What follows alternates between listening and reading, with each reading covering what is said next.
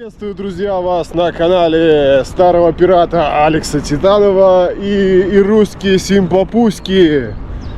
Сегодня суббота, апрель, мы едем снять контента и сделать 3 в одном. Сегодня будет 3 в одном, друзья, или 4 даже. Мы прокатимся километров 40, получится, до города Вустров на побережье ОСЗ Балтийского моря. Собственно говоря, путь наш будет лежать вдоль ОСЗ, вдоль моря. Соответственно, это первый заяц, которого мы убьем, велотур. Второй, мы поищем тайники. Я очень надеюсь, что сегодня до этого дойдет. Я выписал координаты 3 тайников. Надеюсь, сегодня до этого дойдет. Третье. Я сейчас расскажу, какие я купил пластинки виниловые и CD в последнее время. Немножко информации накину. Это будет 3 и 4. Все это видео будет под музыку, купленное с этой пластинки или с этого компакт-диска, который я купил недавно. Вот. Так как я не знаю, что именно разрешит YouTube, какую именно музыку даст добро вставить, музыку с виниловой пластинки Оззи Осборна, альбом Undercover. Не уверен, что это так произносится, читается. Ну вот. Либо это компакт-диск Стинга с классической музыкой. Вот. И сейчас я накину немножко информации. Я сделал себе такую шпаргалочку. Немножко об этих 2 альбомах рассказать. Не знаю, какой из них именно будет музыкой, заставкой, фоном в этом видео. Ну, какой-то из этих 2, да, YouTube пропустит. Очень на это надеюсь.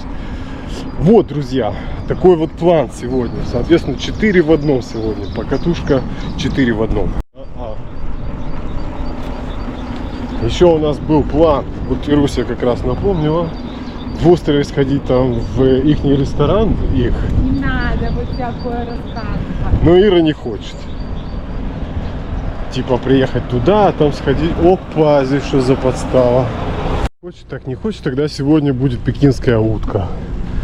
В качестве вознаграждения за отработанную трудовую неделю и найденные тайники, проеханные километры на велосипеде. В качестве бонуса мы купим себе пекинскую утку у китайцев. Что? Хорошо говорю. Слушай, я понял, как это работает. В принципе, можно же дома так делать. Включаешь камеру. И вуаля. Погода. Я еще раз освежу план действий, потому что не уверен, что все было слышно, что я говорил. Потому что микрофон находится с тыльной стороны камеры, и когда я снимаю сам себя, то звук совсем плохой получается. Сегодня план: мы едем до города Вустров на берегу моря, который расположен там, где Ируся работает. И там мы найдем по месту пару тайников. Очень я надеюсь, что мы найдем их, что мы их будем вообще искать. Вот. Параллельно я сейчас расскажу, что в последнее время, что я нового купил, какие новые пластинки, какие компакт-диски, я имею в виду, из мира музыки, что новое я приобрел. Что еще? Ну и, собственно говоря, это музыка с этой пластинки, или с этого компакт-диска. Я не знаю, что пропустит YouTube, поэтому расскажу за обе. Будет фоновой музыкой на этом видео.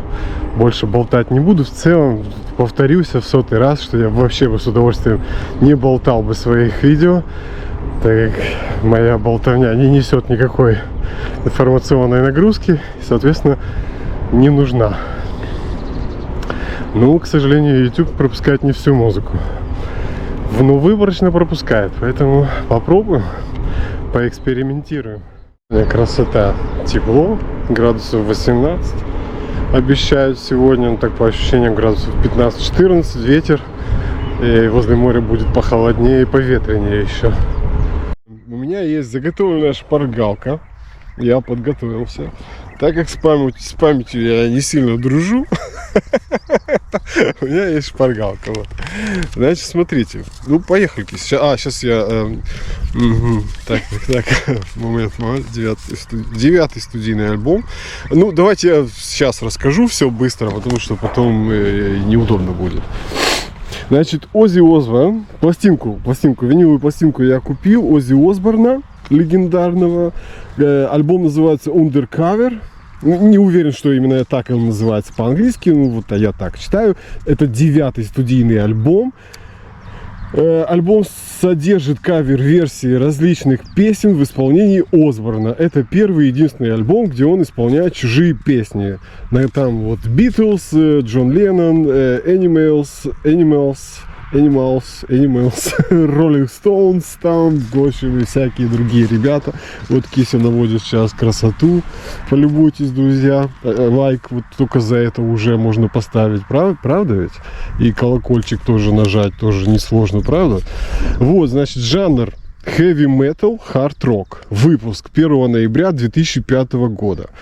Значит, это единственный альбом с участием гитариста Alice in Chains. Ну, это классная группа, я ее знаю. Alice in Chains. Но я не уверен, что тоже она так выговаривается. С участием Джерри Картрелл. Вот. Я понятия не имею, кто это, но группу эту знаю. Поэтому подумал, стоит вам тоже об этом сообщить. Да. Вот такая вот информация. Звук мне не очень сильно понравился. Какая-то пластинка довольно-таки тихая. Как-то... Хотя выглядит пластинка очень, очень привлекательно. Это такой желтый, кислотно-желтый цвет, полупрозрачное, оформление шикарное прямо. Там постер внутри, конверт тоже неплохо все так выглядит. Ну, прикольно. Ну, по звуку, ну, как-то не фонтан. Я даже, ну, я, честно говоря, вообще не знаю, как у Осборна я слушал раньше, там, что-то, какие у него альбомы, какие чего. Купил просто потому, что смотрю, Осборн, красивая пластинка. И, как бы, я его творчество уважаю. И какой бы альбом это ни был, я его купил просто взять и послушать. Мне в целом понравилось, но я даже не подозревал, что это кавер. И я такой слушаю, и Ира как бы мою музыку на дух не переносит. Такая, я говорю, я говорю, давай послушаем. Да ну, твои эти металюги. Мы включили, я включил. Я говорю, блин, да какие металюги, да это же Битлз какой-то. Посмотри, какая милота вообще.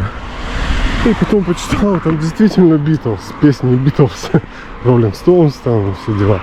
В общем, это каверы. Вот, друзья, вот такую пластинку я купил. И следующее наше велопутешествие сегодняшнее будет под музыку с этой пластинки. Приятного прослушивания, друзья.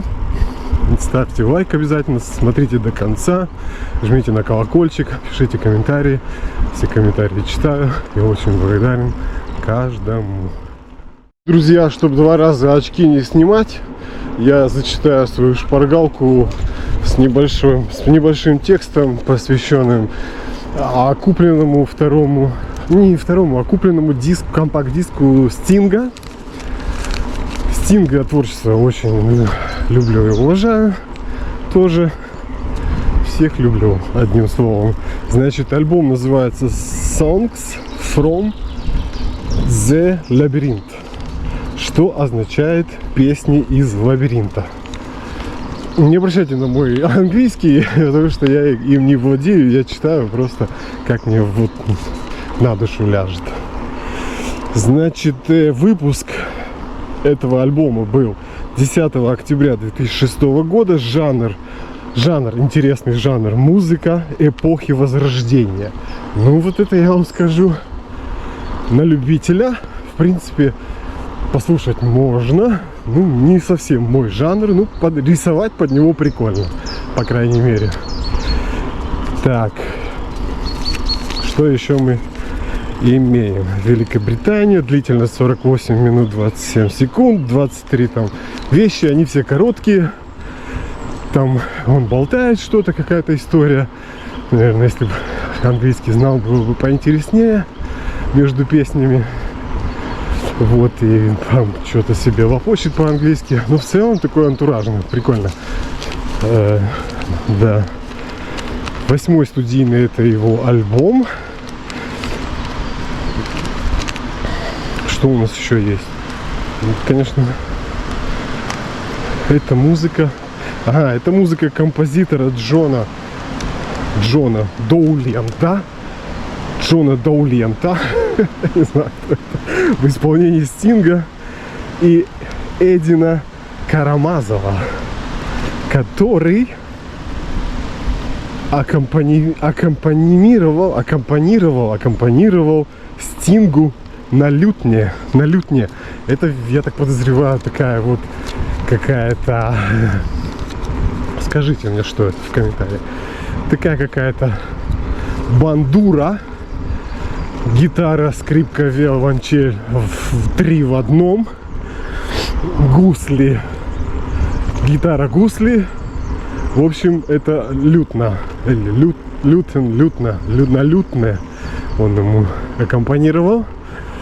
Ну, так, атмосферненько, нудноватенько. В целом, в коллекцию.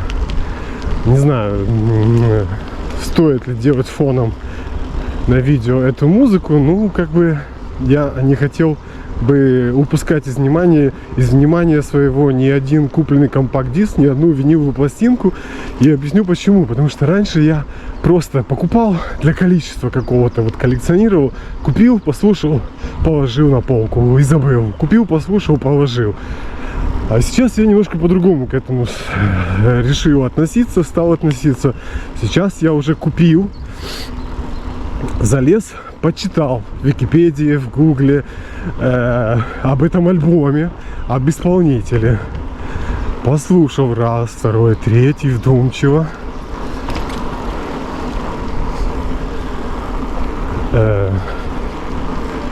Люди едут, я нажимаю себя на паузу. А потом сделал видео, в котором попытался, по крайней мере, я понимаю, что я рассказываю все это коряво, с ужасным каким-то английским, точнее, с его отсутствием. Но все это в совокупности я пропускаю таким образом этот купленный диск или эту купленную пластинку через себя. То есть не просто купил, послушал и забросил, и забыл. Я смотрю, что-то о ней узнаю, читаю об этой пластинке, об этом диске. И, соответственно, что-то в голове и остается. И в целом, когда у тебя немножко уже какая-то информация есть, ты уже даже слушаешь это по-другому. Ты такой, ага, это жанр возрождения, средневекового возрождения. Ага, значит, на лютне они здесь еще играли. И все это, плюс тактильные ощущения самой пластинки, конверта, компакт-диска. Все это у тебя такое остается ощущение, что ты не просто купил вот ради какого-то спортивного азарта, интереса, а купил, прочувствовал, пропустил через себя, снял видео, что-то там рассказал 2 слова. И таким образом мне коллекционировать нравится больше. Пластинки и компакты. Так вот интереснее как-то это все в целом получается. Всем привет, друзья! Сегодня у нас необычная распаковка в машине. Нету времени, бегу, лечу на вторую работу. Бабка, рабовладелица на второй работе, как обычно, зовет работать, когда ты полностью капут. Ну да ладно, не будем ныть. Распечатываем. Это, друзья, Стинг. Я тут увлекся Стингом и решил собрать все его альбомы. Не знаю, что это за CD, такие все. Нашел продавца на eBay, у него все Стинга, все альбомы почти от 3 до 4 евро. Не, это не тот. Это не тот продавец. Это, друзья, вот такой вот альбом Стинга. Songs from the Labyrinth. Я ужасно читаю по-английски, так что не обращайте внимания. Сейчас мы его будем слушать. Вот такой вот целый... ничего себе. Целая книжка. Ого. Ну, как его вам показать? Вот так вот. Ну, в общем, тут целая книжка. С какими-то нотами, письменами. Кишпант. Вот такой вот диск. Диск в идеальном состоянии. Вообще упаковка в идеальном состоянии. Просто новая, фактически. Цак. Позже расскажу вам еще пару слов об этом диске. Пока что я о нем сам ничего не знаю. Врубаем. Послушаем, что он нам скажет. Давай, потом расскажешь. Ну, погнали. Ируся учесала на своем электровелосипеде.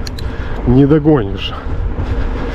Все, вот значит, друзья, будет это видео под Оззи Осборна альбом Undercover или под Стинга альбом, уже не помню как называется, но с музыкой эпохи Возрождения, где ему аккомпанировал чувак Карамазов, фамилия которого, или Карамазин, на лютне. Приятного прослушивания, друзья. Это что за побег из Шоушенка? Не понял? Ничего себе, еле догнал.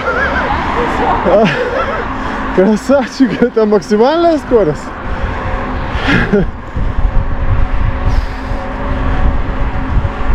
Вот это мы шпарим сегодня. Дай бог каждому. Все рассказал про пластинку. Она же еще интересная история у нее. Это какой-то... Я так и не понял до конца, официальный релиз или неофициальный. То есть это один единственный альбом, который не вышел, не выпустил, ну, Оззи Осборн или кто там владеет его правами, на виниле. Но он есть у меня.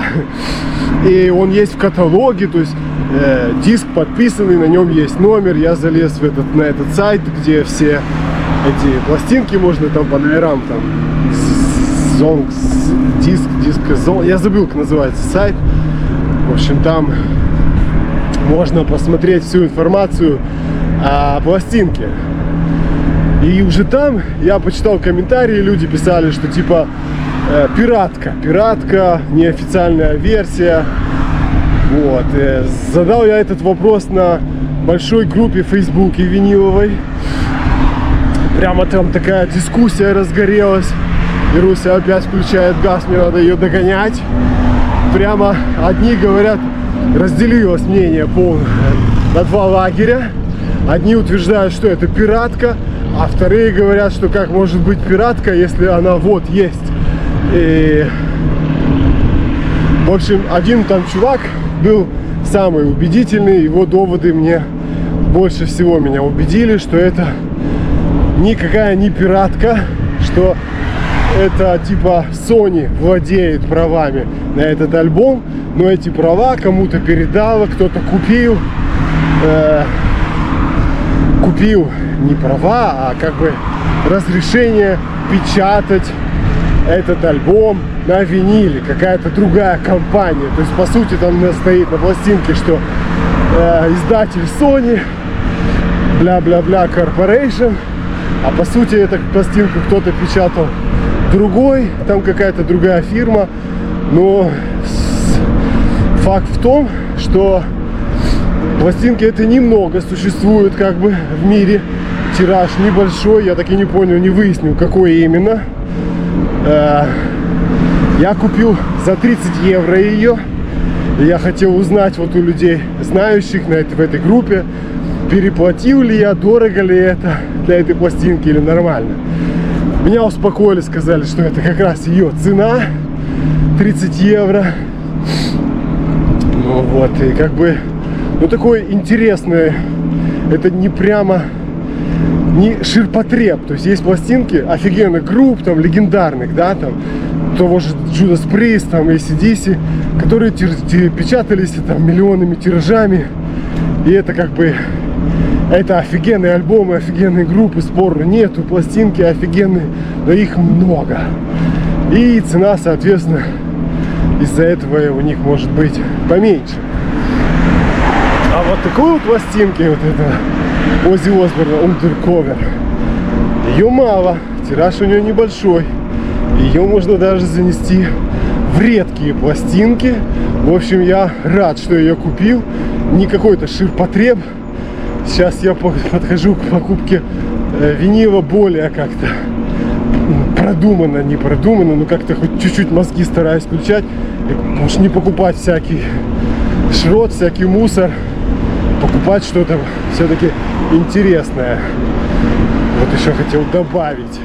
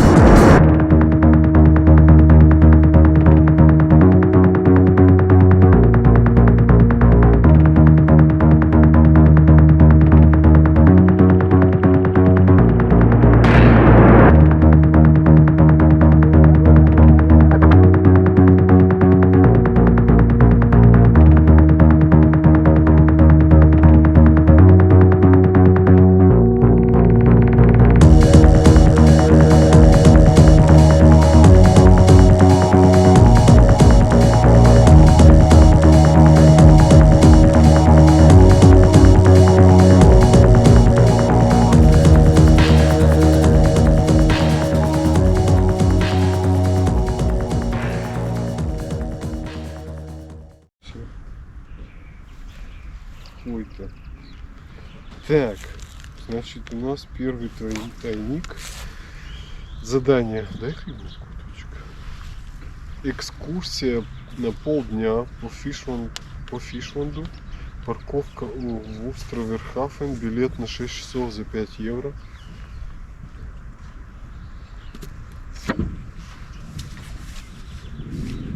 Подъем на церковную башню. Поход в Барнштов вдоль.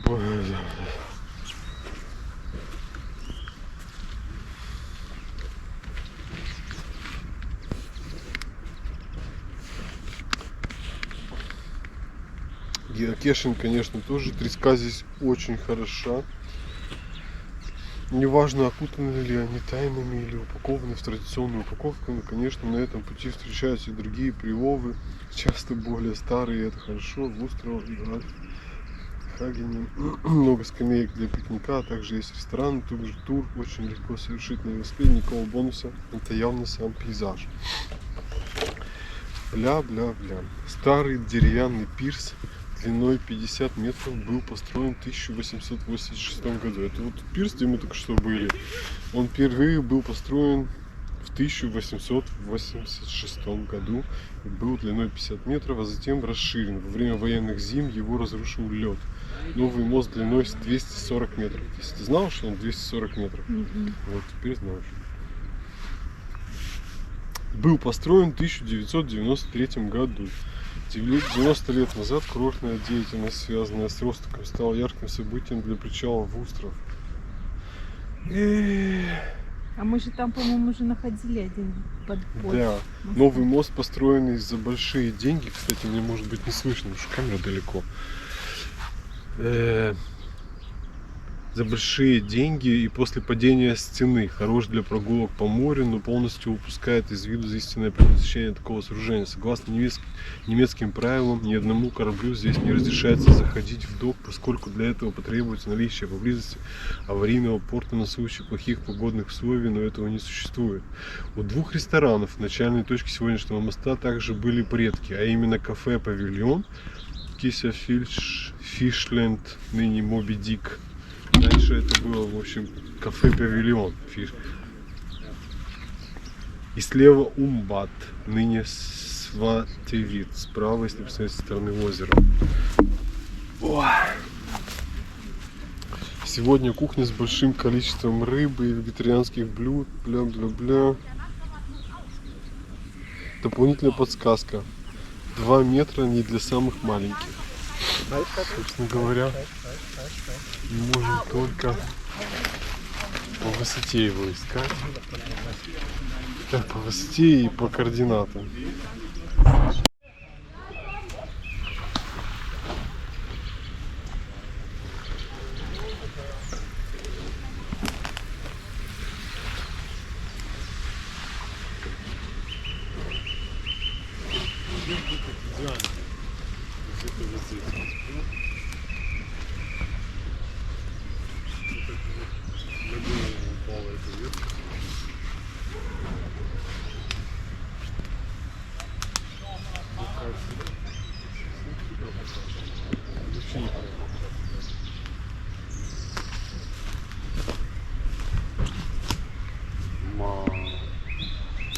Как будто вот посередине этой дороги.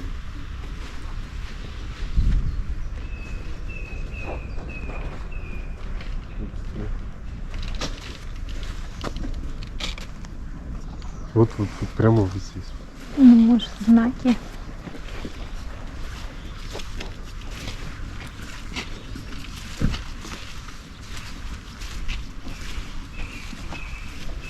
Да, кстати. Снимаешь?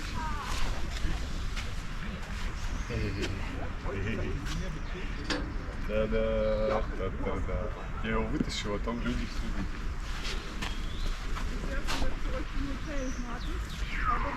Все, погнал. Наложим музыку, это будет все прям под музыку.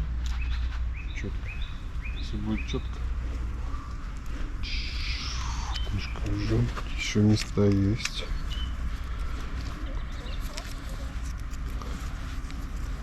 Сейчас расклеим это. Все расклеим. Все, смотри.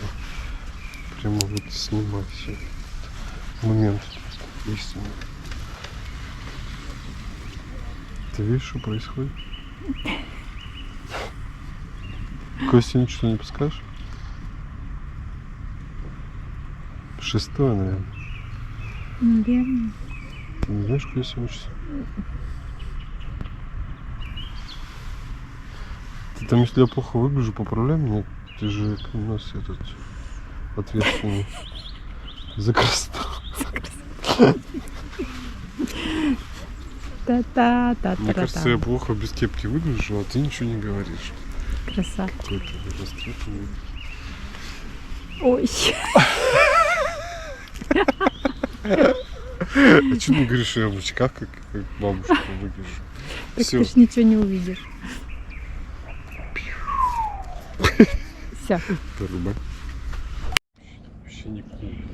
Вот же.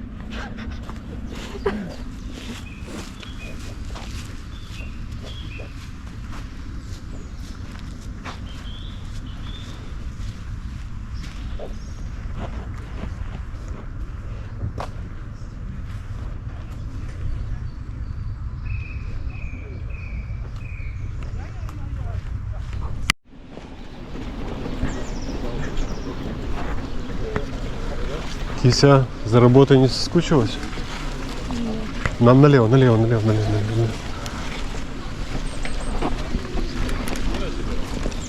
А что? А где Даринт? Это же не Даринт. А? Это он? А, вот Даринтик. А ресторан в Моби Дике или вот тут? Ну, здесь вот один ресторан. Не, а если бы мы сейчас ели, то где? В Моби Дике?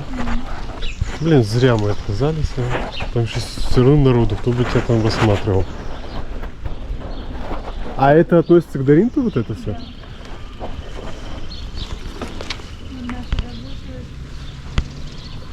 Ты их знаешь? О-о.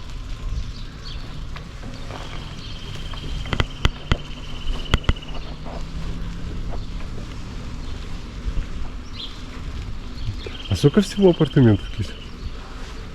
Такой не маленький, да, тоже? Ну и не огромный, небольшой. Такой себе.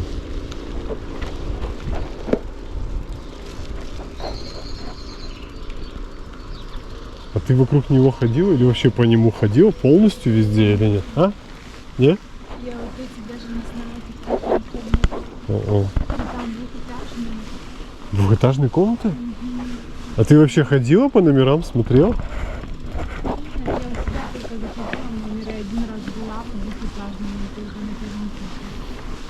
Офигеть, а двухэтажные для кого вообще? Что там? Для семей или что? Или для богатых типа? А что делать на втором этаже?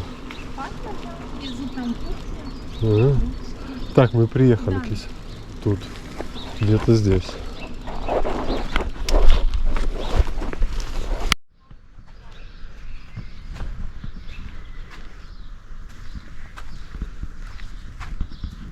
Блин, а мы даже задание не прочитали.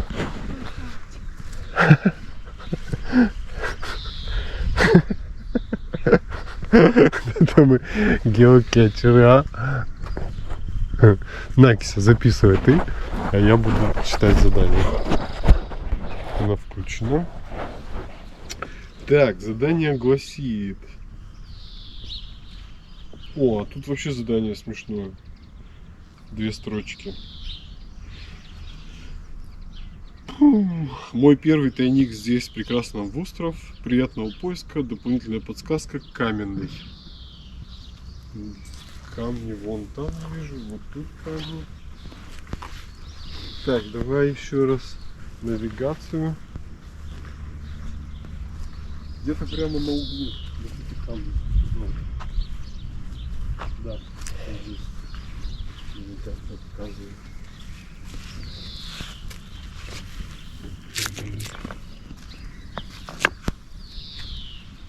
Вот это, конечно, чей-то забор. Это не хорошо. Но это вот прямо здесь.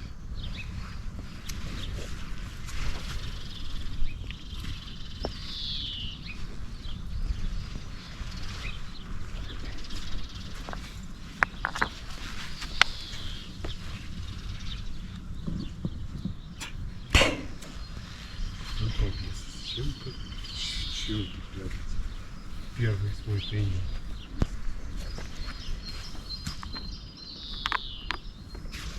Еще Эрвин.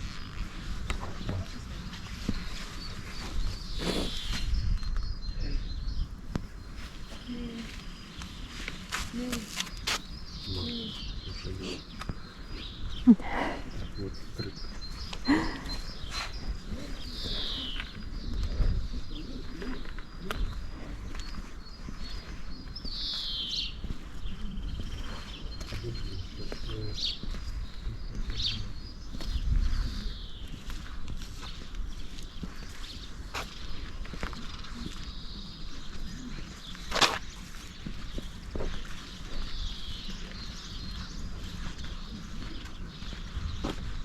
самый точный координат. Вот он прямо вот угол. Вот смотри. Прямо вот угол дорог.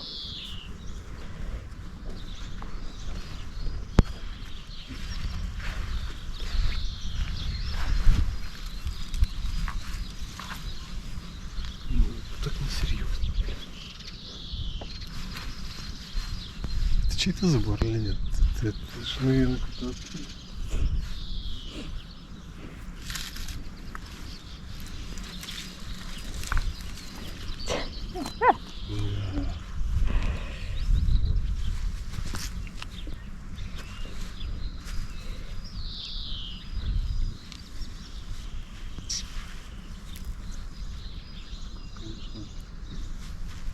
Но судя по тому, что это мой первый этот, скорее всего и последний, и его уже тут давным-давно нету. Ну, это не профессиональный какой-то кетчер, знаешь, который спрятал свой первый. Скорее всего, такие долго не живут. До первого какого-то браса.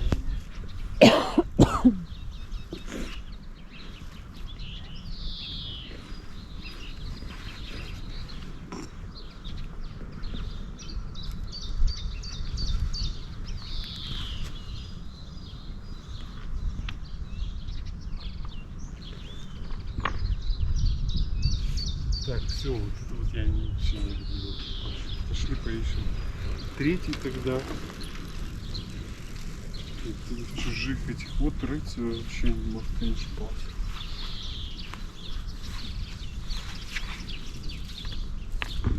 Давай тогда поедем третий.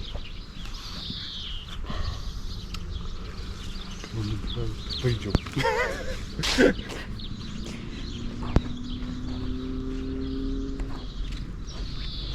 Достал и уже хотел обратно. Один я вообще такой закинул с злости, знаешь, и второй такой.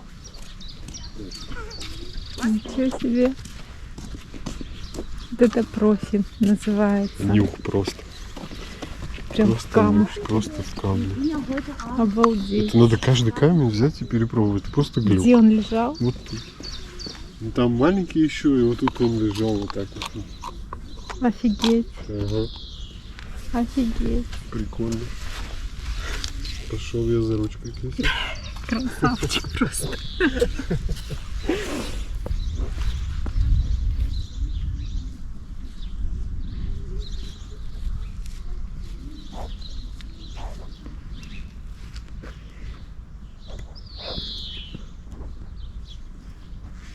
Вот это прямо и марш-пас, прямо интересно. Ну, он сложный. Сложно, ну 3,5 звезды сложность была у этого тайника. Потому что тут ничего не говорит, что это там Ага. что-то там. Это каждый камушек Вообще, перебрать. Да, просто случайно вообще. И координаты вообще такие размытые. Координаты чуть подальше, там прямо угол показывается. Тут чуть подальше. Так. Вот смотри, 6-4 кто-то перед нами был. Пип какой-то.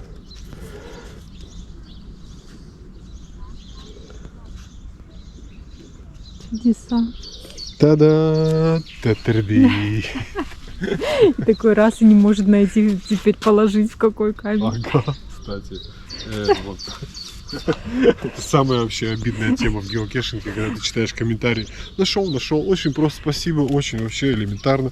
А ты такой, блин, не можешь найти, изводишься. Мой ребенок нашел сразу. Да, мой ребенок нашел вообще.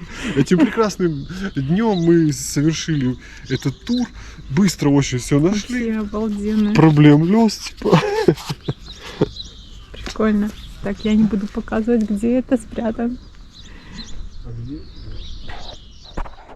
Найдем и поедем домой.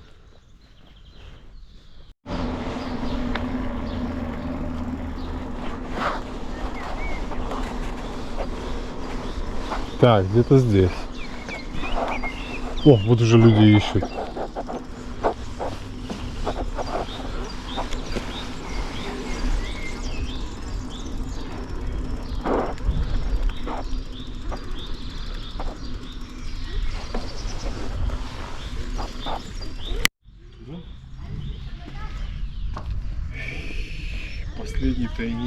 Последний тайник в туре. Фишланде, парковка в Устровер, Хафен, билет 6 часов за 5 евро. На этой парковке, друзья, можно парковаться 6 часов за 5 евро. Благодаря этому тайнику теперь мы знаем это. Подъем на церковную башню, поход в Барнсторф вдоль Бодена, бля-бля-бля, переход к скалам и вдоль Балтийского моря. Напомню, где здесь скалы. Что-то я пропустил, ладно. И обратно в остров. Геокешинг, конечно, тоже. Треска здесь хороша. Опять же, неважно, как это... Предлагаю пойти к дереву, у которого девушка была. Тур также очень легко. Я не знаю, мне какашки, по-моему, там выкидывал какие-то. Совершили велосипеде. Гроссер Брокхаус, 15-е издание, опубликовано в 1926 году. Для тех, кто родился позже, это была старая Википедия, все еще осязаемая. Следует добавить, эта тропа ведет к бывшему дачному поселку ФДГБ. Ныне, среди прочего, клиники здоровья матери и ребенка, морской школы, закрытые. О, вот интересная коллекция каменного века. Уже нет морской школы, закрытой после падения коммунизма. Коллекция каменного века, сожженной во время бомбардировок Гамбурга и Бремена во время Второй мировой войны. К сожалению, она была насильственно перенесена туда. Коллекции моделей кораблей, забранные оккупантами. Кто тут оккупант? Походу русские. Ну, кто еще? Это же немцы писали. Молодежное общежитие, которого уже не было в ГДР, школа гимнастики, женская средняя, все до кучи. Но красивые старые дома фермеров и рыбаков, лодочка все еще здесь. Центр города был успешно помещен под охрану памятников преданными жителями в острове во время присоединения. Никакая ответственность не была продана. За срочную аренду означает, что в обществе 1050 жителей имеют стабильный доход.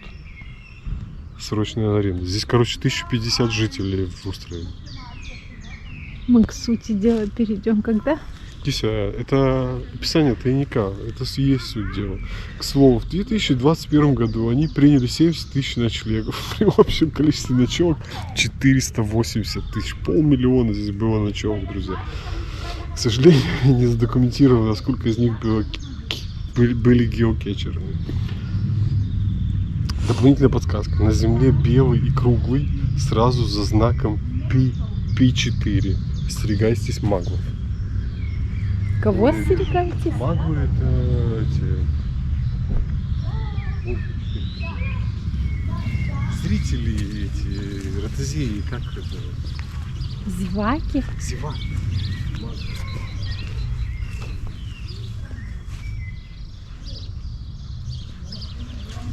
Вытянуть надо, что ли? Да-да-да-да. Нифига себе. Прикольно. Ну, очень подробно описали. То есть подсказка, по сути, тебе говорит желтая точка, белая точка за знаком P4. Белый кружочек. Это слишком они хорошо, слишком подробную подсказку дали. Поэтому мы так быстро нашли. Все, друзья, это третий тайник. Сегодня заполняем и едем домой.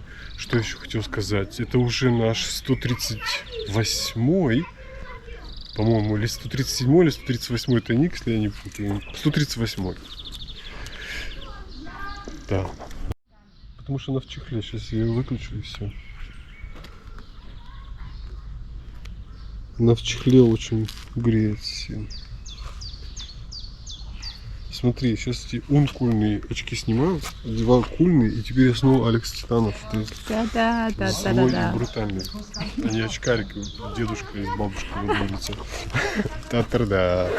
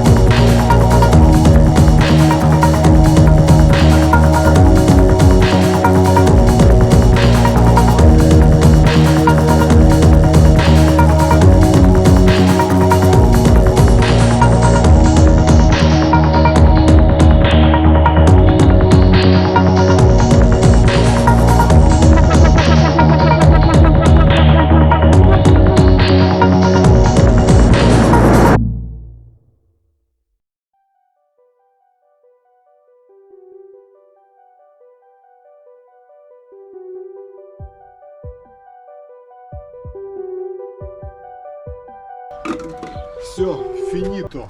Подписываемся, лайкаем. Свет не выключен. И жмем, друзья, колокольчик. Пока-пока.